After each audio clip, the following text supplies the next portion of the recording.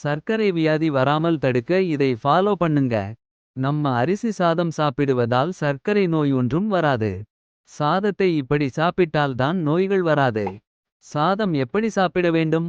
தினமும் அரிசி சாதம் சாப்பிடுவதால் அதிக அளவில் சர்க்கரை நோய் வருவதாக பலரும் சொல்கிறார்கள். ஆனால் அது தவறு. நாம் எப்படி சாப்பிடுகிறோம் என்பதுதான் முக்கியம். சர்க்கரை நோய் எப்படி வருகிறது? இன்று குக்கரில் வேகவைத்த சாதத்தை பலரும் சாப்பிடுகிறார்கள். கஞ்சியை வடிக்காமல் சாதம் சாப்பிடுவதால் தான் நீரிழிவு ஏற்படுகிறது. கஞ்சியின் பயன்கள்: சாதம் வடித்த கஞ்சி சூடாக இருக்கும்போது சிறிது உப்பை போட்டு பருகினால் கண் எரிச்சல், பித்தம் ஆகியவை சரியாகும். ஆனால் கஞ்சியை ஆறிப்போய் குடித்தால் வாயுவை ஏற்படுத்தும். சாதம் உலையில் கொதிக்கும் போதே கஞ்சியை எடுத்து பருகினால் நீர்க்கடுப்பை நீக்கும். சாதத்தை எப்பொழுது சாப்பிட வேண்டும்? கொதிக்க கொதிக்க சாதத்தை சாப்பிடக்கூடாது. சாதத்தை மிதமான சூட்டிலேயே சாப்பிட வேண்டும். ஆனால் சாதத்தை சில்லென்று ஆறிப்போய் சாப்பிட்டால் கீழ் வாதம், மூட்டு வாதத்தை ஏற்படுத்தும்.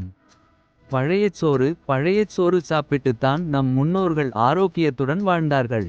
சாதத்தில் தண்ணீர் ஊற்றி மறுநாள் காலையில் பழைய சோற்றை சாப்பிடுவது உடலுக்கு குளிர்ச்சி, வலிமை தருவதுடன் வயிற்றுக் கோளாறு, அல்சர், மூட்டு வலி, தோல் நோய்கள் ஆகியவை பாதிக்காமல் பாதுகாக்கிறது. பழைய சோற்றில் தயிர் ஊற்றி சாப்பிடக்கூடாது. மோரை கடைந்து ஊற்றி சாப்பிட வேண்டும். சாதத்தின் பயன்கள்: சாதம் வெதுவெதுப்பாக இருக்கையில் பசும்பால் ஊற்றி சாப்பிட்டால் தண்ணீர் தாகம் ஏற்படுவதும் பித்தம் உண்டாவதும் நீங்கும்.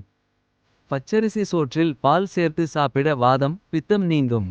மோர் சாதம் செரிமான கோளாறுகளை நீக்கி வாதம், பித்தத்தை தணிக்கிறது. சம்பா சோறு வயிற்றுப்பொருமலுக்கு மிகவும் நல்லது. வாழை இலையில் சாப்பிடுவதால் அதிலுள்ள துவர்ப்பு சத்து உடலில் சேர்ந்து நன்மை செய்கிறது.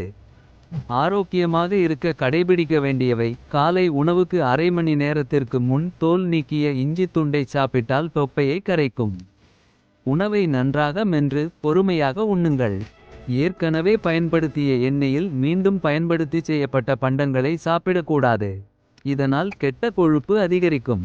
மைதாவினால் செய்யப்படும் பரோட்டா போன்ற பொருட்களை சாப்பிடுவதை தவிர்த்து விடுங்கள. இது வாழ்நாளை குறைக்கும். பிராய்லர் கோழிக்கறி சாப்பிடுவதை தவிர்த்து விடுங்கள். இதற்கு பதில் மீன் அல்லது ஆட்டுக்கறி, நாட்டுக்கோழி சாப்பிடுங்கள். மதியம் சாப்பாட்டுக்கு ஒரு மணி நேரம் முன்பு சுக்கு காபி சாப்பிடுவது மிகவும் நல்லது. உண்ட உணவு முழுமையாகச் செரிக்கும் முன்பு திட உணவு சாப்பிடக் கூடாது. பாதாம், முந்திரி, உலர்பழம், பழங்கள், கீரைகள், கிரீன் டீ, கடலை மிட்டாய், எள் உருண்டை, பனை வெல்லம், நாட்டு சர்க்கரை ஆகியவற்றை நாள்தோறும் சாப்பிடுவது நல்லது.